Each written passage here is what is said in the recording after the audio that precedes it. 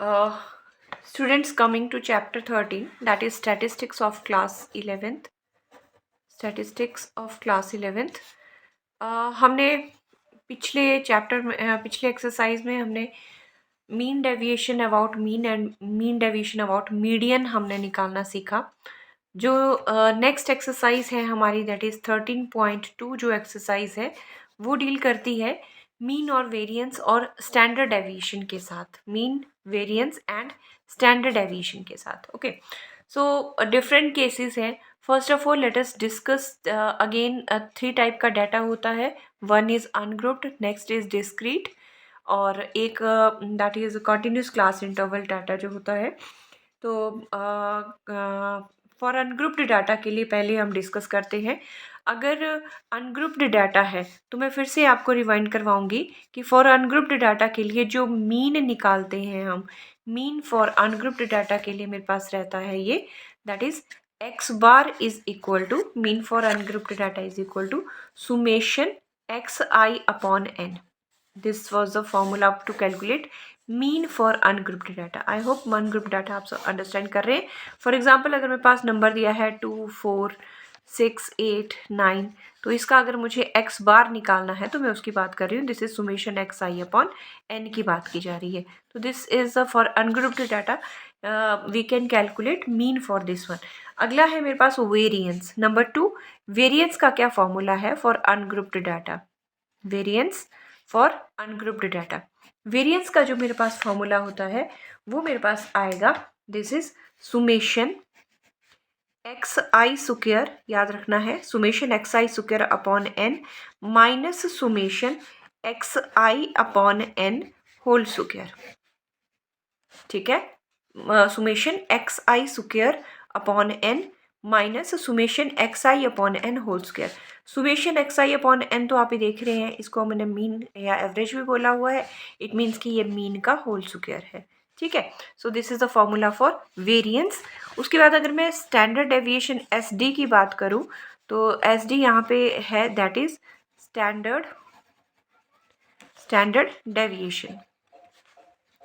Standard deviation की बात करें तो जो पहले हम स्टैंडर्ड डेविएशन के लिए वेरिएंस निकालेंगे और वेरिएंस का जो स्क्वायर रूट होता है, under root of variance, under root of variance is s t. ठीक है, सो इस तरह से हम फॉर अनग्रुप्ड डाटा के लिए मीन का फॉर्मूला आ गया। This is the ungrouped data, summation x i upon n. Variance can be calculated summation x i square, हर नंबर का हम स्क्वायर करेंगे, मैं क्वेश्चन में दिखाऊंगी कैसे, minus x i upon n whole square. ठीक है, एंड एस टी की बात करें स्टैंडर्ड डेविएशन, अगर हमने वेरिएंस निकाल लिया तो उसका स्क्वायर अंडर रूट जो होगा that will be the standard deviation.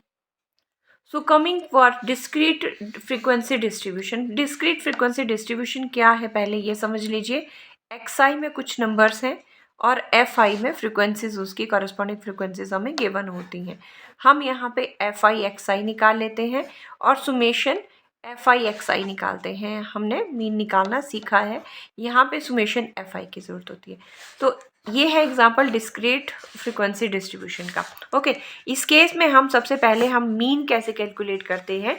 X बार मेरे पास यहाँ पे बन जाता है, for mean x bar is equal to summation f i x i, summation f i x i upon summation f i. अगर आपको याद हो तो दिस इज द वे कि हम किस तरह से मीन कैलकुलेट करते थे फॉर डिस्क्रीट फ्रीक्वेंसी डिस्ट्रीब्यूशन के लिए, summation f i x i upon summation f I.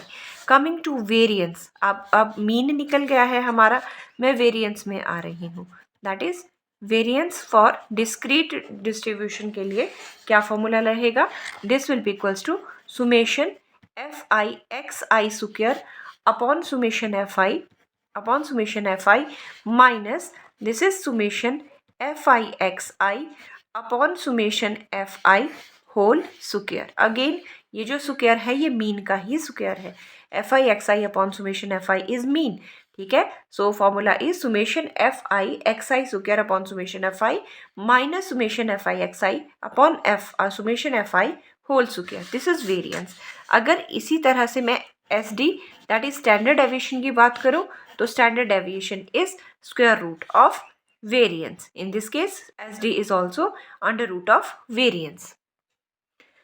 So students, third case is for continuous frequency distribution. For continuous distribution के लिए मैं आपको दिखा दूं, जैसे ये वाले टेबल होता था हमारा, continuous distribution है 20 to 30 एंड सो ऑन. सो यहाँ से मैं xi निकाल लेती थी, यहाँ से क्लास इंटरवल से, ये हो जाएगा 5, ये 15 और ये 25. यहाँ मेरे पास fi मुझे गिवन होता था, fi दैट इज़ कोई भी नंबर मेरे पास होते थे, यहाँ से मैं fi और xi फाइंड आउट करती थी. ठीक है, तो इस केस में मैं एक सुमेशन fi मुझे चाहिए होता था और एक चाहिए होता था सुमेशन fi xi. जब क्वेश्चन सिंपल डिस्ट्रीब्यूशन में होते थे, बहुत बड़े बड़े नंबर नहीं होते थे मीन कैलकुलेट करने में. इन दिस केस मीन के लिए मेरे पास जो फॉर्मूला बनता था वो होता था summation fi xi upon summation fi. अगर आपको याद हो तो हम मीन फॉर स्मॉल नंबर्स के लिए क्लास कंटिन्यूस फ्रीक्वेंसी डिस्ट्रीब्यूशन के लिए इस तरह से करते थे. ठीक है, इन दिस केस, इस केस में मेरे पास जो डिस्ट्रीब्यूशन रहेगा, वेरिएंस रहेगा, इस केस में मेरे पास जो, this is the first way, variance रहेगा वो किस तरह से कैलकुलेट करेंगे.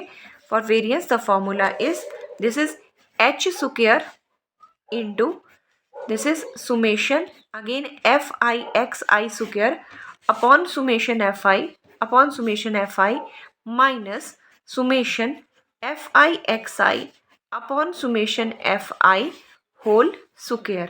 So this is the way how we calculate variance for continuous frequency distribution. ठीक है, where h जो है, where h is equal to class size. h क्या है, this is the class size. Class size करते थे हम upper limit minus lower limit करके कैलकुलेट. SD कैलकुलेट करना है तो again under root of variance, SD will be under root of variance. So students, एक और फॉर्मूला था फॉर कॉन्टिन्यूस फ्रीक्वेंसी डिस्ट्रीब्यूशन के लिए मीन निकालने के लिए. और मीन निकालने के लिए मेरे पास फॉर्मूला था, that is a plus summation FI/DI upon summation FI into h. अगर आपको याद रहा हो तो ये हमारे पास यहाँ पे मीन निकालने के लिए एक और फॉर्मूला ये था, वेयर a जो था मेरे पास वो एज्यूम्ड मीन होता था.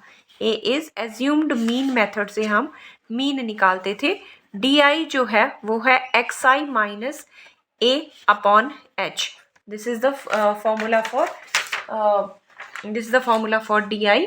और इस तरह से हम इसका मीन निकालते थे फॉर कॉन्टिन्यूस फ्रीक्वेंसी डिस्ट्रीब्यूशन में शॉर्टकट मेथड से. इसे हम इस मेथड का नाम होता था, it was the shortcut method. इसका नाम होता था शॉर्टकट मेथड. ओके, सो इस केस में जो मेरे पास शॉर्टकट मेथड है और मुझे इस तरह से मीन निकाला है, तो इन दिस केस हम वेरिएंस कैसे कैलकुलेट करेंगे उसका फॉर्मूला देख लीजिएगा. To calculate variance by this method, this is equal to h square into summation FI/DI square, पहले xi होता था, upon summation fi minus, this is summation FI/DI upon summation fi whole square. This is the formula for variance. ठीक है, summation FI/DI upon summation fi whole square. और SD की बात करें, standard deviation की, अगेन दैट इज वेरिएंस का under root. ठीक है, तो मीन जो है कॉन्टिन्यूस फ्रीक्वेंसी डिस्ट्रीब्यूशन टेबल में हम दो तरह से चेक करते हैं. अगर सिंपल स्मॉल नंबर्स आ रहे हैं तो summation FI xi upon summation FI करके मेरे पास वेरिएंस का फॉर्मूला ये रहेगा. अगर मैं शॉर्टकट मेथड से मीन फाइंड आउट कर रही हूँ a plus summation FI/DI upon summation FI into h, then मेरे पास वेरिएंस का फॉर्मूला ये रहेगा.